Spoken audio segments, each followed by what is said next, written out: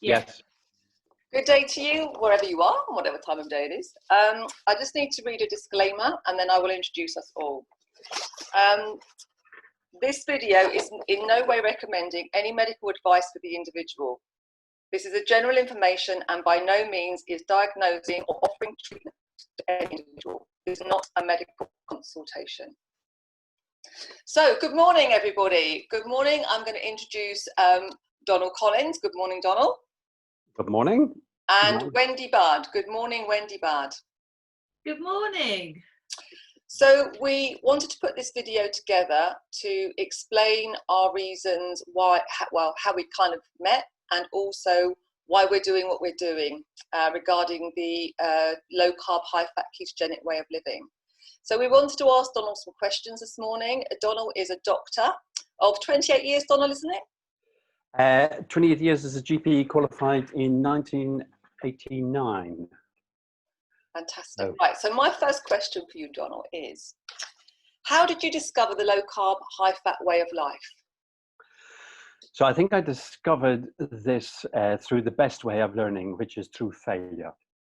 All right. And I think in our career as GPs and doctors and medical professions, learning from failure is hard because quite often we don't like admitting we got it wrong. And we keep learning, going to the literature, and if the literature says it's right, therefore we have to keep on trying that. And sometimes over the years, what I found with patients is that what I was taught in medical school, which is type 2 diabetes and metabolic syndrome, is a chronic progressive condition, and you just need to keep throwing tablets at them and they will gradually deteriorate, but you might slow down the progress. And in essence, for 20 years, that was the style of medicine I followed. Okay. And then a few things happened. So there was one or two interesting patients that bucked the trend. So there was one or two patients who HbA1c dramatically dropped. They lost loads of weight. We had stopped medications. Couldn't really figure out what was going on. And eventually, after talking to some of them, they sheepishly told me they had stopped eating sugar and carbohydrates in the diet, and they were afraid to tell me because they thought I might give out to them. Because after all, the healthy eating plate tells us we need to eat a balanced diet. So that was one interesting thing. And then over the last few years, I started listening to some interesting podcasts about health and well-being. And my mindset certainly changed from a sickness model to a well-being model, and the concept of prevention became really, really attractive to me. And what became even more attractive to me was trying to get to the people before they get ill, because quite often when people come to me, they're 15, 20 years down the journey into their illness, and it's really hard to turn it around. Whereas, wouldn't it be interesting to see if we could get to them at the beginning of their journey, in the first 6 months, 1 to 2 years of their illness, and see, can you do anything then? So I listened to some podcasts from a guy called Dr. Rangan Chatterjee, which I found interesting, and the concept of the 4-pillar plan, and just how doing simple, straightforward things can transform your life, like improving your sleep, improving your diet, improving relationships, improving purpose, can all have dramatic effects on people. But there isn't a huge amount of research done in this area because, quite frankly, there isn't money in it. So you can't wrap it up in a pill and sell it in a prescription. Mm-hmm. So we're not investing enough in that area. And then the other point of failure was my personal failure. So a few years ago, while I was involved in some leadership projects within the NHS in transforming the system to make it work better, and leading projects in trying to prevent illness, I developed a totally preventable illness myself called type 2 diabetes. And at the time, I was getting increasingly overweight. I was very busy with meetings in the morning, meetings in the evening, clinics in between, eating on the go, and I had lots of lovely patients who kept giving us biscuits, cakes, and really nice things at surgery, which I dutifully ate with a cup of tea in between most patients. and slowly my belly ballooned, and then I found I was getting very, very tired. So in the evenings, I could not wait to go to bed. Absolutely shattered and exhausted. I was having difficulty concentrating, and then I got some blood tests done to confirm that my HbA1c was significantly raised. And then, what is the HbA1c? Could you explain for our listeners why that's so important when looking at type 2 diabetics? so HbA1c stands for a term called glycosylated hemoglobin, which again is a difficult word, but essentially it's sugar attached to your red blood cell that changes very slowly over time. And your red blood cell lives for 3 months at a time. Mm-hmm. So it gives you an average picture of how your blood sugar has been over the last 3 months. Okay. So your HbA1c will not rise if you eat a nice cake now. But if you eat a cake every day over the coming 3 months, your HbA1c will gradually rise. Whereas your blood sugar, if you eat a slice of cake now, will dramatically rise within minutes. Okay, and equally, if you fast, your blood sugar will come back down to normal. So if you are in a period of fasting and are type 2 diabetic, your blood sugar might appear normal on a finger prick test, but your HbA1c may be very high. So it's a good reading to see sort of chronic issues with blood sugar over a 3-month period or more. Correct. And certainly if you're putting interventions in place, it gives you a really good feel as to how you're doing. Are you improving? Are you not improving? Are the things you're putting in place working? So it might be that the medications I'm giving you, are they having an effect? Or are the lifestyle interventions that you're putting in place having an effect? Mm-hmm. Now we know that type 2 diabetes has been rising, particularly in the Western world, or really anywhere that's eating the standard American diet.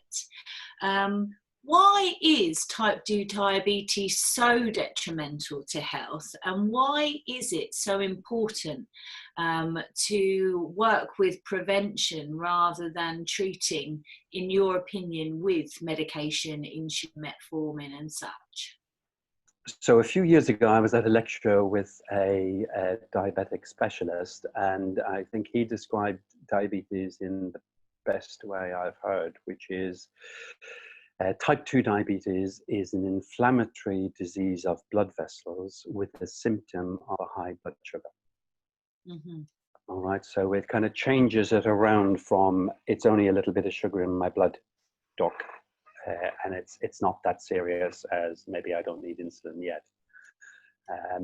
So if you think of it as a inflammatory disease in your blood vessels that over time gradually causes damage, causes narrowing, leads to a thing called atheroma or atherosclerosis, which in turn can damage every single organ in your body, be it your eyes, brain, kidneys, limbs. And so the key to this is try not to get it in the first place. So if you have type 2 diabetes, you can reverse it, but wouldn't it be great if you just never got it at all? And certainly if you go back 50, 60 years ago, it was a disease that was rarely seen. Type 1 diabetes has sort of stayed at a similar sort of level in the population, but type 2 is rocketed out of all proportion. And we looked at our population in Fairham a couple of years ago, and the rate of growth in our population was 11% per year in our type 2 diabetic population.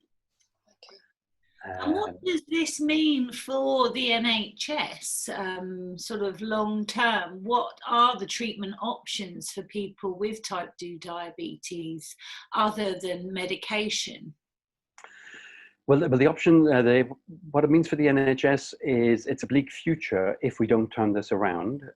Diabetes is a very expensive condition for the health service. It's an expensive condition for you as an individual, both in terms of financial cost to your earnings, but actually, you know, we don't put in terms of money your emotional well-being and your relationships with life, with food, with family.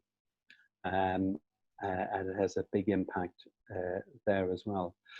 But what we can, so essentially you've got two options. So I think you've got the option of the sickness model, which is you have an illness, come to the NHS and we will treat you as an illness and give you medications and monitor you.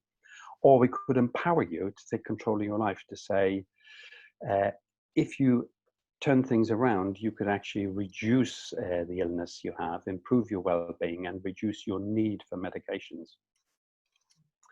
And I think the key here is empowering people with knowledge. So certainly a few years ago, it was something I learned as a medical student, and probably for 20 years forgot, which is essentially if you have metabolic syndrome, type 2 diabetes, you are intolerant of carbohydrates. Your body can't handle them. Right? And if you think carbohydrates are just lots of glucoses stuck together, which your body will break down into the component that is in it. And then if your storage system called glycogen or your liver is full of sugar already, it spills out into the bloodstream and then causes an irritant to the lining. So one of the simplest ways of doing it is if I reduce the amount of glucose or sugar or carbohydrate that goes in my mouth, then the effect on my body can be quite dramatic. And what's extraordinary is, you know, in terms of metabolic markers, you can measure the turnaround within 3 to 4 weeks. Amazing, really, isn't it? In that short space of time. Yeah, you'll see. So blood sugars will come down. Remember, your HbA1c will take 3 months to shift. So sometimes if you measure that too quickly, you might feel disappointed.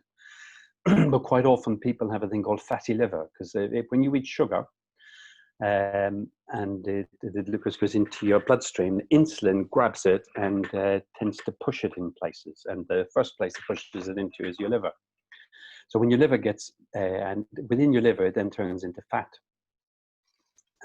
So when your liver storage room is full, you develop a thing called fatty liver, which then will give you abnormal liver function tests. Okay. And again, in the last 10 years, when I'm sitting down looking at the results coming in, huge amount of people have abnormal, what's called ALT. It's one of the enzymes in your liver, which probably 15, 20 years ago, I didn't see as much.